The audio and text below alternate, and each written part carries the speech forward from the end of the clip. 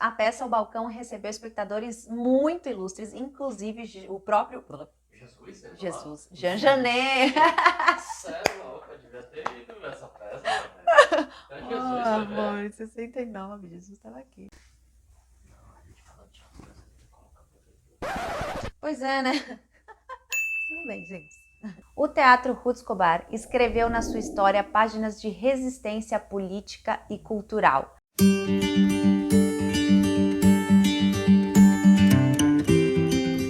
E hoje vamos falar desse teatro que teve uma importância gigantesca no cenário cultural brasileiro e internacional. Com vocês, Teatro Ruth Escobar.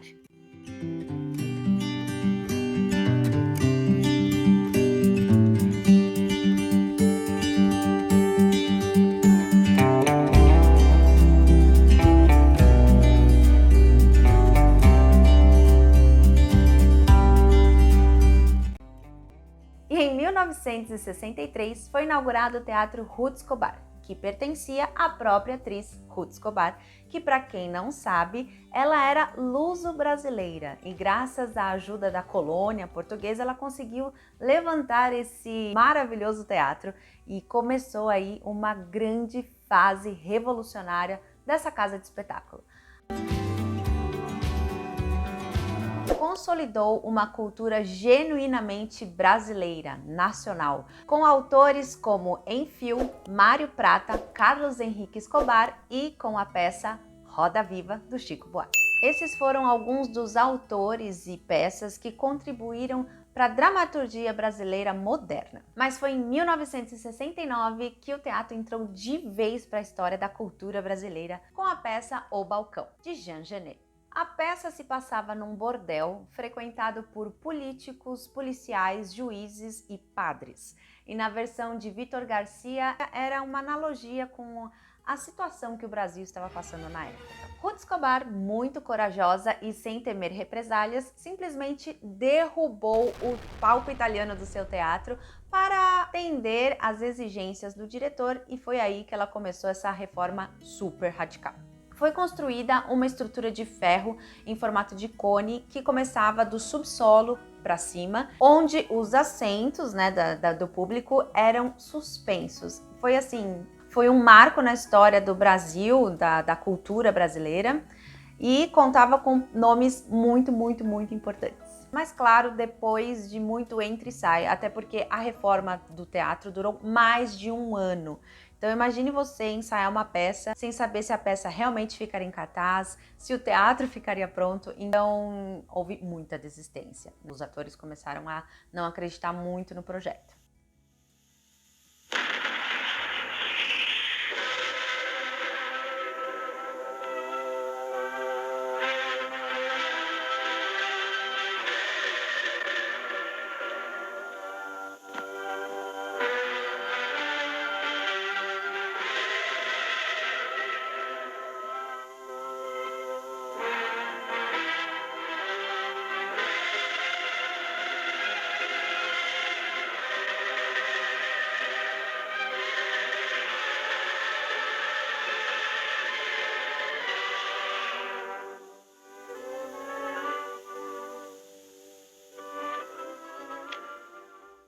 E foi em 29 de dezembro de 1969 que a peça O Balcão deixou de ser uma lenda e realmente estreou no Teatro Ruth Escobar. No elenco nós tínhamos Ruth Escobar, Raul Cortez, Neila Torraca, Sérgio Manberti, entre outros. E todos brilharam muito com cenas muito fortes e de conotação política e sexual, e por isso a peça era apenas para maiores de 18 anos.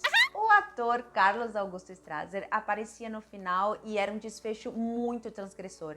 Ele aparecia pendurado num cabo de aço e ele fazia uma alusão entre Jesus Cristo e o guerrilheiro Che Guevara.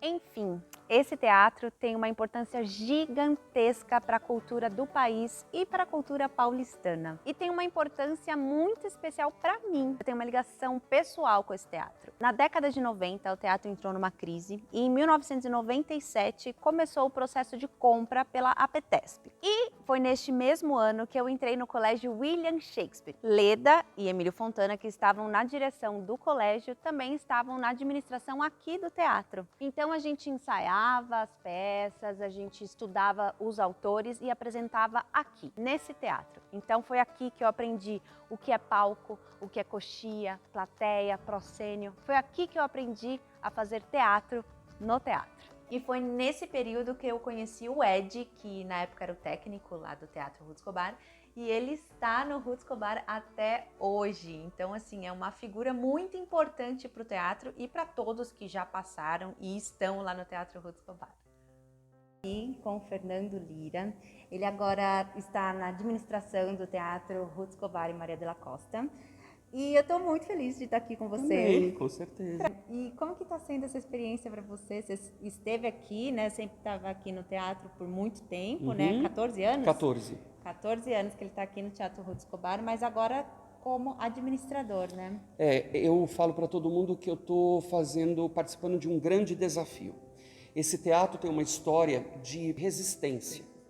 E eu acho que hoje o meu papel aqui é continuar ajudando nesta resistência. Nós voltamos depois da pandemia, o teatro estava fechado, e aí tivemos o falecimento do outro administrador, e eu fazia os meus espetáculos aqui há muitos anos, os espetáculos para as crianças, e aí veio o convite para eu administrar. Mas continuo resistindo, porque está muito difícil, depois dessa volta, abrir as portas de um teatro sem patrocínio, sem leis, e continuar recebendo o público, que é uma coisa difícil, porque o público às vezes não tem dinheiro, está com medo, eu não consigo às vezes colocar grandiosos espetáculos, tenho bons, excelentes espetáculos, mas não tenho nenhum espetáculo que esteja todo dia na mídia, falando, acontecendo. Então é difícil, mas está valendo a pena e eu quero continuar. Paulo Mota, por 20 anos, né? Ele ficou na Ele trabalhou aqui 24 anos. 24 anos. E aí administrando 14 anos. E aí veio o Covid e levou o nosso Paulão, que era uma mãe aqui para esse teatro. Todos nós produtores, a gente tem assim a gente deve muito a ele, por ele fazer desse espaço uma casa muito gostosa de trabalhar. E você está na administração aqui do Ruth Escobar e do Maria de la Costa? Esse é o maior desafio. Está em 2 teatros.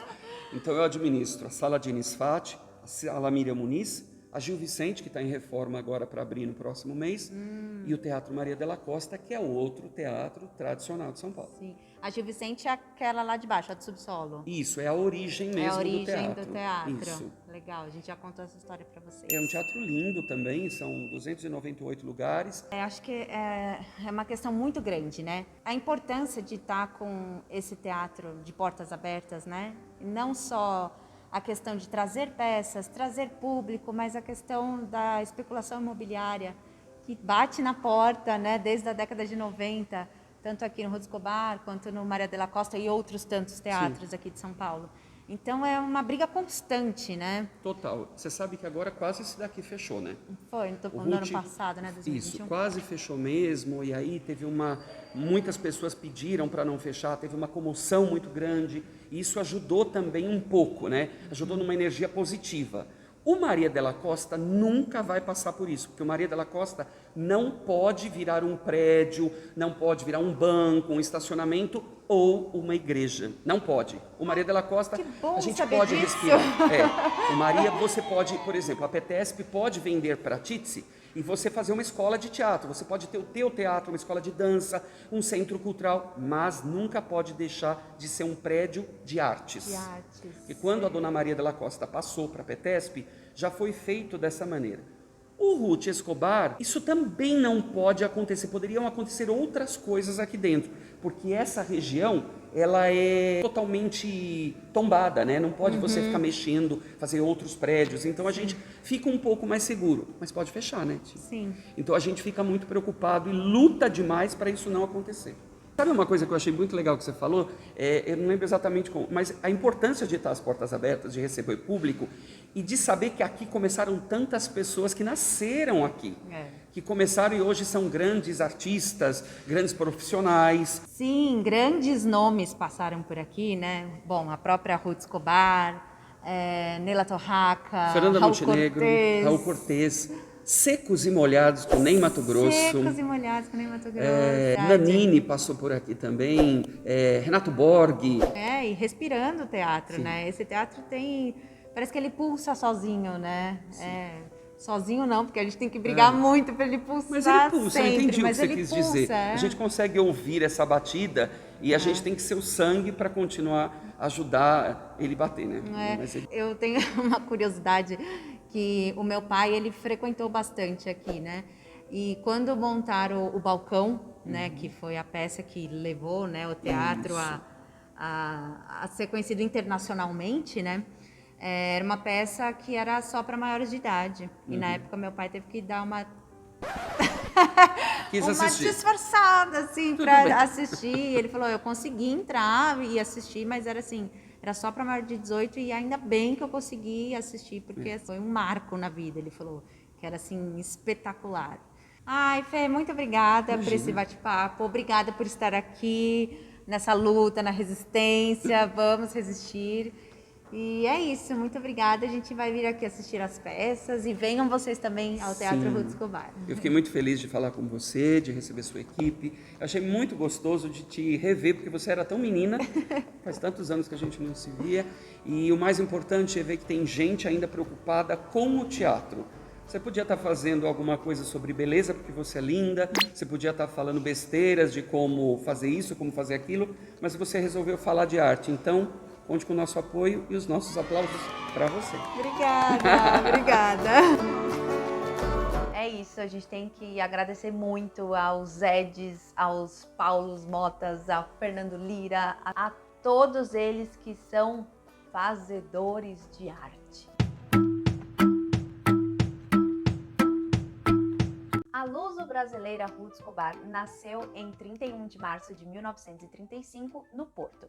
Emigrou para o Brasil em 1950. Em 53 começou a sua trajetória profissional aqui no Brasil como repórter, editora em revista e ativista cultural. Em 59 começou sua carreira como atriz. Também foi criadora de 8 grandes festivais internacionais de artes cênicas. De 1974 a 1999 foi deputada federal e em 85 foi diretora do Conselho Nacional de Direitos das Mulheres. Seu último trabalho foi em 2001 como produtora de uma versão dos Lusíadas, só que nessa época ela já tinha sido diagnosticada com Alzheimer. Em 2004, a doença avançou e na tarde do dia 5 de outubro de 2017, Ruth Escobar veio a falecer no Hospital 9 de Julho, aos 82 anos, e foi velada no teatro que leva o seu nome.